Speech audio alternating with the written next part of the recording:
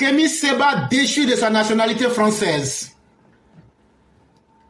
Ma grand-mère me disait, mon fils,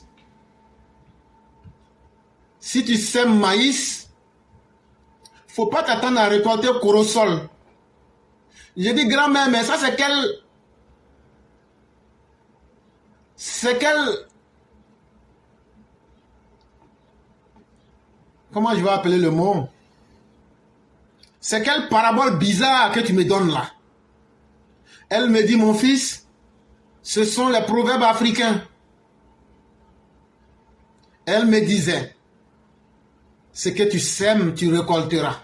Et je lui ai dit, grand-mère, si je sème la merde, qu'est-ce que je récolte? Ma grand-mère me dit, tu récolteras la bêtise. Et effectivement, quand le rejeton d'un ancien négrier qui a vendu ses propres pères et mères du Dahomey, je parle de l'arrière-grand-père de Kémy Séba, a vendu ses propres parents du Dahomey, qu'on appelle aujourd'hui Bénin, pour finalement se retrouver sur le sol français avec la nationalité française. L'individu Capo Chichi qui se fait appeler Kémy Séba, ancien vendeur de drogue, chômeur à vie, paresseux patenté, se retrouve sans projet de société et sans projet de vie. Un matin, il se lève, il dit, mais qu'est-ce que je peux faire pour gagner ma vie? Il cible les pays qui ont le plus grand taux d'analphabétisme, c'est-à-dire le Mali, le Burkina et autres. Il dit, écoutez, voyez-vous, quand on transforme un pays comme la Côte d'Ivoire et que ce pays-là ressemble à Paris ou à New York, il ne faut pas vivre dans un tel pays. Il faut vivre à l'âge de l'homme du Cro-Magnon. Il faut attacher une peau de mammouth. Le matin, on s'est levé, mais on dit qu'est-ce qu'on mange aujourd'hui? Et mon cousin, c'était à la période de la préhistoire en fait. Mon cousin, Zoku, en ce moment c'était à la préhistoire. On ne se parlait pas comme ça, on n'était pas évolué. On faisait des signes. C'est comme ça on se parlait. Mais ce qu'on est en train de dire, je peux vous traduire maintenant parce que après on est arrivé jusqu'à l'homme d'Homo habilis. On a pu utiliser nos cerveaux, nos doigts, jusqu'à nous venir au XXIe siècle. Donc, quand on était dans l'époque du Cro-Magnon, l'époque préférée des Capo Chichi,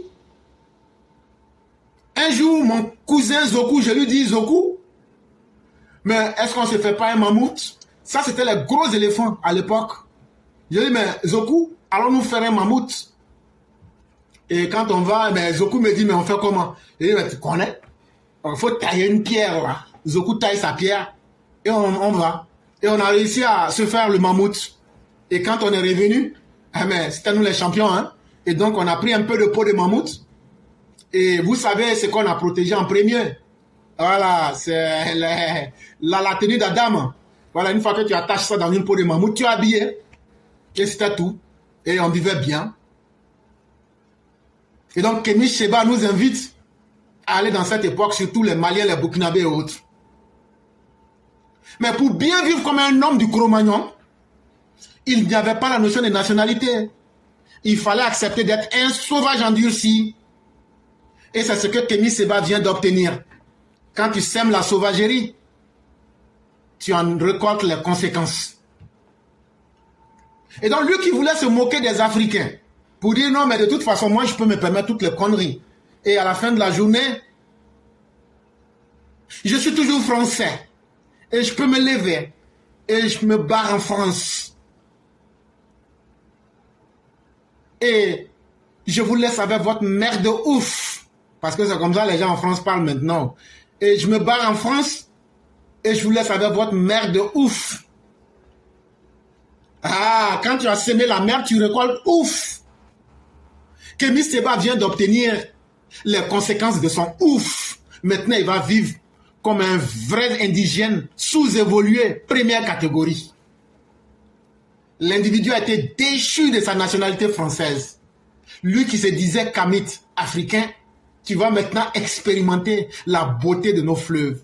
Tu vas expérimenter la dureté de notre environnement. Tu vas maintenant explorer la saveur de ce qu'on appelle la galère de Cotonou. Tu vas connaître le vent sec de Kribi au Cameroun. Tu vas maintenant connaître la rigueur du désert sahélien. Toi qui viens d'être réduit à ta plus simple expression de cafard, tu vas maintenant savoir qu'en voulant te moquer des autres et t'enrichir à 400 000 $ sur leur dos, une fois ta nationalité arrachée, les Russes maintenant vont te donner leur vrai prix. Si les Russes t'ont utilisé, et puis aujourd'hui, tu as perdu ta nationalité là, maintenant là, tu ne vaudras plus 400 000. Tu es au même prix maintenant que les cyberactivistes de Bamako. C'est maintenant que tu vas savoir si les Russes là, s'ils t'aimaient ou pas. Entre-temps, tu peux faire une demande de nationalité russe. Tu vas voir s'ils vont te l'accorder ou pas. Et il faut demander ne serait-ce qu'un visa. Tu vas voir, toi et tes camarades. Et donc l'occasion vous est offerte d'aller vivre en Russie.